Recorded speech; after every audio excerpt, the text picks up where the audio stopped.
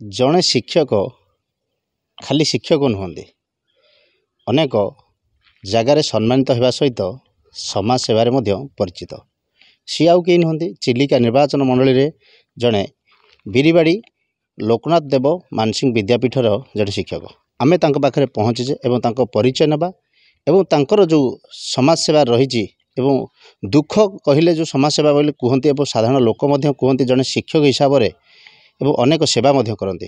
आज्ञा आपन को फोकस प्लस स्वागत आपण परिचय मु बिरीवाड़ी हाई स्कूल रो प्रधान शिक्षक एवं सारिया भगवान महतो मेमोरियल ट्रस्ट रो संपादक तथा ओडिशा माध्यमिक स्कूल शिक्षक संघर मध्य चिलिका ब्लॉक रो सेक्रेटरी अछि। अच्छा आ गोटे कथा आपड़ जन शिक्षक अच्छा पुणी अनेक ट्रस्ट कर ट्रस्ट मध्यम आम देखु जो मैट्रिक परीक्षा सरी जाऊँगी टपर पिलामानकु आपणक स्कूल रे एठी समस्त को डाकी आनी और सम्मानित करने सहित अतिथि मानक सम्मान दौरान कौन रही आभिमुख्य और आपंकर मूल उद्देश्य कौन रही है? गुणात्मक पिलांकर गुणात्मक मानर वृद्धि करने आम ये प्रयास नहीं सारिया भगवान महतो मेमोरियल ट्रस्ट माध्यम आम चिलिका और बाणपुर प्रत्येक हाईस्कल पिलांकर टपर ए ग्रेड पिला आम सम्मान करुचु एवं मानपत्र ट्रॉफी प्रदान करुचु तथा ये बोलगढ़ मानपत्र ट्रॉफी प्रदान करूँ एवं खोर्धा जिलार टोटाल सारिया भगवान महतो मेमोरियल ट्रस्ट सबू पिलांकु जेतेक हाईस्कल टपर पिलांकु मानपत्र प्रदान कर और ट्रॉफी प्रदान कर ये हूँ प्रयास आमर पिलांकर मेधावृत्तिर माने इनक्रीज करने पिलांकर किमिति पिला उच्चतर शिक्षा करेंगे मेडिकल हो इंजीनियर हो विभिन्न प्रकार किंतु अवेयरनेस प्रोग्राम ये सारिया भगवान मेमोरियल ट्रस्ट नहीं खाली से नुहे गछ लगाइबा गोटे इच्छा करती जो अनेक लोग चिलिका जो निया लगी आप स्वर उठू कौन परिवेश रक्षा करने मु प्रथम गछ वृक्षरोपण करिछि एवं विभिन्न प्रकार जो गछ वृक्षरोपण डीएफ माने डाकती एवं चिलिका निया लिभाई सहयोग करिछि ए वर्ष मते प्रकृति मित्र अवार्ड आम स्कूल माने सिलेक्शन होइछि आम स्कूल को डीएफ आसते एवं रेंजर आसते टांगी से मत विभिन्न प्रकार मु बहु जगार गछ वृक्षरोपण अवेयरनेस प्रोग्राम कर सारिया भगवान ट्रस्ट माध्यम एवं निजे वृक्षरोपण मंदिर हो पोखरी रे एवं विद्यालय सबुठी वृक्षरोपण करूँ मु मो स्त्री धर्मपत्नी वृक्षरोपण बहुत सहयोग करती लोक मानक वृक्षरोपण वृक्ष ही जीवन यहाँ प्रथम मोर व्रत भाव में नहीं। अच्छा आपणकर पेशा कौन निशा कौन आम जाना केमती और लोक केम जाने? मोर शिक्षक हूँ वृत्ति मोर निशा हूँ समाज सेवा करवा समाजर केमती मंगल हे वृक्षरोपण हो स्वास्थ्य हो और सेवार हो शिक्षकतार हो टोटाल समाज एवं महिला मानकर किंतु उन्नति हम बालिका मानकर किंतु पाठ पढ़े एवं निरक्षर दूरीकरण हम मोर समाजर सबू एंगल मु सहयोग करने को प्रयास करछि सारिया भगवान मेमोरियल ट्रस्ट गठन करी तार सेक्रेटरी अच्छी और से ट्रस्ट मध्य बहुत आम समाजर कल्याण सेवा करने प्रस्तुति। अच्छा आपनकर दुख कौन?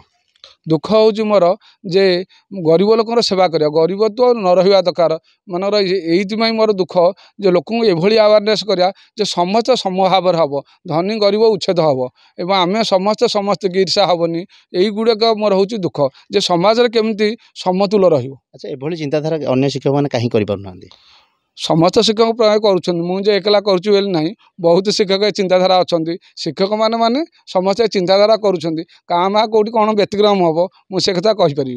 अच्छा आउरी सकाळ पाइले जिते आप उठते प्रथम कार्य कौन था? प्रथम ठाकुर को नमस्कार कर भावे जे आज कौटी कह जे समय तो 9टा 10टा अच्छी जे कौन किए कौटी अच्छी कौन गोटे प्रोग्राम तो करवा नुह गरीब लोक कौटी अच्छा कि ना अन्न कौन सेवा करवा हऊ कौटी कौन हो आगे से गुड़ाक मुझे देखे तापर विद्यालय को ठीक समय आसिक पहुँचे। प्रत्येक जगार आपण सम्मानित होती जिले हो ब्लॉक हो प्रत्येक अन्य जिला आगो को सरकार चाहते मुख्यमंत्री अवार्ड आपको मिले बोली आशा अच्छी सेमती किसी? हाँ मुझे तो प्रकृति मित्र सिलेक्शन होती आम विद्यालय तेणु मत मिल मुख्यमंत्री अवार्ड 5 परिवेश भितर मिलता एवं मत विभिन्न प्रकार अवार्ड मिली कला साधक मिली आउ विभिन्न प्रकार अनुष्ठान 10-15 अनुष्ठान विभिन्न प्रकार अवार्ड मिली डीएफ देती ଆଉ ବିଭିନ୍ନ ପ୍ରକାର ଯେଉଁ ନାଟ୍ୟ ସଂସ୍ଥା ମଧ୍ୟ ଦେଇଛନ୍ତି। ମୁଁ ଗୋଟେ କଳା ସାଧକ ଆୱାର୍ଡ଼ ପାଇଥିଲି।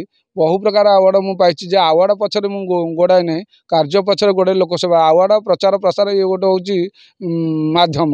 ଏଇ ମାଧ୍ୟମକୁ ନେଲେ ବୃତ୍ତି ଲୋକଙ୍କର ସେବା କରିପାରିବେନି। ଆଚ୍ଛା, ଯେତେବେଳେ ଆପଣ ଯେକୌଣସି ଜାଗାକୁ ଯାଆନ୍ତି ସେଠି ଆପଣ ସମ୍ମାନିତ ହେଇକି ଆସନ୍ତି, ଆପଣ ଧର୍ମପତ୍ନୀଙ୍କର ସେହି ସମୟରେ ଖୁସି କେମିତି ଲାଗିଥାଏ? ଧର୍ମପତ୍ନୀ ମୋ ବହୁତ ସେବା କାରଣ। ଧର୍ମପତ୍ନୀଙ୍କ ଯୋଗୁଁ କହିବା କଥା ନାହିଁ, ଦିଅଁ ଦେଉଳ କରିକି ଆମେ 4-5ଟା ସାଂସ୍କୃତିକ ଅନୁଷ୍ଠାନରେ ମଧ୍ୟ ରହୁଛୁ। ରାମଚରିତ ମାନସ ହଉ ଏବଂ ଆମର ସପ୍ତାଙ୍ଗ ଭାଗବତ ହଉ 7 ଦିନ, କିମ୍ବା ଅଷ୍ଟପ୍ରହରୀ ହଉ କିମ୍ବା ଯଜ୍ଞ ହଉ, ମୋର ଧର୍ମପତ୍ନୀ ଯୋଗୁଁ ମୁଁ ଏସବୁ କାର୍ଯ୍ୟରେ ଦୀର୍ଘ 10-15 ବର୍ଷ ହେଲା ରହୁଛୁ। ସମସ୍ତେ ଗ୍ରାମବାସୀ ମୋତେ ଖୁସିରେ ଏଇ ଯେଉଁ କର୍ତ୍ତାକର୍ତ୍ତି ମାନେ ବିଭିନ୍ନ ପ୍ରକାର କରନ୍ତି। ସବୁ ଯେତେ ସାଂସ୍କୃତିକ ଅନୁଷ୍ଠାନରେ ଆମେ ମୋ ଧର୍ମପତ୍ନୀ ଯୋଗୁଁ ମୁଁ ସହଯୋଗ କରିଛି। ଧର୍ମପତ୍ନୀ ଯୋଗୁଁ କହିବା କଥା ନାହିଁ, ଯେଉଁଠି ଯିଏ ଦେଉଳ ହଉ କିମ୍ବା ଶାଲା ଘର ହଉ, ଯେଉଁଠି ଯିଏ ଯାହା ମୋତେ କହିଛି ଏଇଟା ହେବ, ମୋର ଧର୍ମପତ୍ନୀଙ୍କର ଦରମା ପଇସା ସବୁ ସେଇ ସାଂସ୍କୃତିକ କାର୍ଯ୍ୟରେ ଆମେ ବିନିଯୋଗ କରୁଛୁ। ସବୁ କିଛି ଦେଖିବାକୁ ମିଳିଲା, କିନ୍ତୁ ରାଜନୀତି ଛାଡ଼ିଗଲା। ସମସ୍ତ ଶିକ୍ଷକ ଏମିତି କିଛି ଅଛନ୍ତି ନିଜ ଅଞ୍ଚଳରେ ବି କିଛି ନା କିଛି ରାଜନୀତିରେ ଭାଗ ନେଇଥାନ୍ତି। ସେଥିରେ କ'ଣ ଆପଣଙ୍କ ସେମିତି ଅଛି ରାଜନୀତି କଥା? ମୋର ତ ରାଜନୀତି ପ୍ରଥମରୁ ଥିଲା ଆଭିମୁଖ୍ୟ, କିନ୍ତୁ କାଳକ୍ରମେ ସମୟର ଗତିରେ ମୁଁ ରାଜନୀତି ଛାଡ଼ିକି ଶିକ୍ଷକ ବୃତ୍ତି ନେଲି। ଶିକ୍ଷକ ବୃତ୍ତି ନେଇକି ରାଜନୀତି କରିବା ଠିକ୍ ନୁହଁ। ଆଉ ଶିକ୍ଷକ ବୃତ୍ତିରେ ଯେହେତୁ ମୁଁ ରାଜନୀତି କରିଥିଲି, ଲୋକଙ୍କ ସେବା କରିଥାନ୍ତି, ତେଣୁ ଶିକ୍ଷକ କରିକି ମଧ୍ୟ ଲୋକଙ୍କ ସେବା କଲି। ଟ୍ରଷ୍ଟ ମାଧ୍ୟମରେ କଲି। ଯେମିତି ତ ବିଭିନ୍ନ ପ୍ରକାର ଲୋକଙ୍କର ସେବା କରିପାରିଲେ ହେଲା। ସେଟା ରାଜନୀତି କରିଥିଲେ ଆଉ କ'ଣ ଅଧିକ କରିପାରିଥାନ୍ତି। ଆଚ୍ଛା, ସେସବୁ କଥା ବର୍ତ୍ତମାନ ଅନେକ କଥା ଆପଣଙ୍କଠୁ ଆମେ ଉତ୍ତର ପାଇଲୁ। ଆଗକୁ କ'ଣ ଭାବିଛନ୍ତି? ଆଗକୁ ମୁଁ ଏମିତି ଲୋକମାନଙ୍କର ପ୍ରୟାସ ସେବା କରିବି ଓ ବିଭିନ୍ନ ପ୍ରକାର ମୁଁ ତ ବର୍ତ୍ତମାନ ଯେଉଁଠି ଡାକିଲେ ମୋତେ ମାନେ ମୁଁ ବଡ଼ର ମଲ୍ଲି ଥିଲି, ବର୍ତ୍ତମାନ ଆସିକି ସମସ୍ତଙ୍କର କାର୍ଯ୍ୟରେ ଲାଗିପାରୁଛି। ଫୁଲ ହେଇକି ସେବା ଲୋକଙ୍କର, ମୁଁ କହିତ ଲୋକଙ୍କର ସେବା କଲେ ମୋତେ ସେଦିନ ଖୁସି ମିଳେ। ଲୋକଙ୍କର ପାଖରେ ପହଞ୍ଚିଗଲେ ଖୁସି ମିଳେ। ଆଉ ବିଭିନ୍ନ ପ୍ରକାର ଲୋକଙ୍କର କେମିତି ହେବ, କିଏ ସ୍ୱାସ୍ଥ୍ୟରେ ପଡ଼ିଲା ଗାଁରେ ତାଙ୍କୁ ନେଇକି ଯିବା, କିଏ କେଉଁଠି ଗୋଟେ ନାଟକ ଲେଖା ହେଉଛି କି ନାଟକ ଲେଖିଦେବା, କି କେଉଁଠି ଡ୍ରାମା ହେବ ତା ସହଯୋଗ। ବିଭିନ୍ନ ପ୍ରକାର ଯେଉଁ କଳା ହେଉ ମାନେ ସେବା, ଚିଲିକା ନିଆଁ ଲିଭା, ମୋର ଚିଲିକାର ସେବା କରିବା ହେଉଛି ମୋର ଏଇଟା ପ୍ରଥମ ଏବଂ ପ୍ରଧାନ କର୍ତ୍ତବ୍ୟ ରହୁଛି। ଚିଲିକା ନିଆଁ ଲିଭାଇବା ଉପରେ ମୁଁ ଏ ବର୍ଷ ବହୁତ ପ୍ରୋଗ୍ରାମକୁ ଯାଇଛି। ମୋତେ DFO ସହଯୋଗ DFO ମୋତେ ଡାକିଛନ୍ତି। ରେଞ୍ଜର ଟାଙ୍ଗି ରେଞ୍ଜର ଡାକିଛନ୍ତି। ବହୁ ପ୍ରୋଗ୍ରାମ 8-10 ପ୍ରୋଗ୍ରାମରେ ମୁଁ ସାମିଲ ହେଇଛି। ତେଣୁ ମୋର ବର୍ତ୍ତମାନ ଚିଲିକା ହେଉ, ବନ୍ୟପ୍ରାଣୀ ହେଉ, ଆଉ ଏ ଯେଉଁ ଆମର ପାରାକୁ ଦେବା, ଯେଉଁ ବିଭିନ୍ନ ପ୍ରକାର ପାଣିର ସୁବିଧା ପକ୍ଷୀମାନଙ୍କୁ କରିବା, ଗାଈ ଗୋରୁଙ୍କୁ ଦେବା। କରୋନା ସମୟରେ ମଧ୍ୟ ବହୁ ସେବା ଆମେ କରିଛୁ। ସେତେବେଳେ ତ ଟ୍ରଷ୍ଟ କରିନଥିଲୁ, କିନ୍ତୁ ନିଜେ ମୁଁ ବ୍ୟକ୍ତିଗତ ହିସାବରେ ବହୁତ ସହଯୋଗ କରିଛି। ନିଶ୍ଚିନ୍ତ ଭାବରେ ଆମେ ଅନେକ ପ୍ରଶ୍ନର ଅନେକ ଉତ୍ତର ପାଇଲେ ଯେ କୁନା ମହୋଦୟଙ୍କ ଠାରୁ। ଜଣେ ଖାଲି ଶିକ୍ଷକ ନୁହନ୍ତି, ଶିକ୍ଷକ ବଦଳରେ ଅନେକ ଦୁଃଖ ଲୋକଙ୍କ ପାଖରେ ଏବଂ ଦୁଃଖୀ ଲୋକଙ୍କ ପାଖରେ ଠିଆ ହେଉଛନ୍ତି। ଯେଉଁ କଥାରେ ଅଛି, ଅସୁବିଧାର ସମ୍ମୁଖୀନ ପାଖରେ ଯିଏ ଠିଆ ହେଇଥାଏ ସିଏ ହେଉଛନ୍ତି ଭଗବାନ। ଇଏ ଜଣେ ସେଇ ବ୍ୟକ୍ତି ଯାହା ଜଣେ ଶିକ୍ଷକ ହିସାବରେ ଲୋକଙ୍କ ପାଖରେ ଠିଆ ହେଇଥାନ୍ତି। ଖାଲି ଅପେକ୍ଷା ରହିଛି ରାଜ୍ୟର ନୂଆ ସରକାର ଆସିଥିବା ମୁଖ୍ୟମନ୍ତ୍ରୀ ଡାକରା।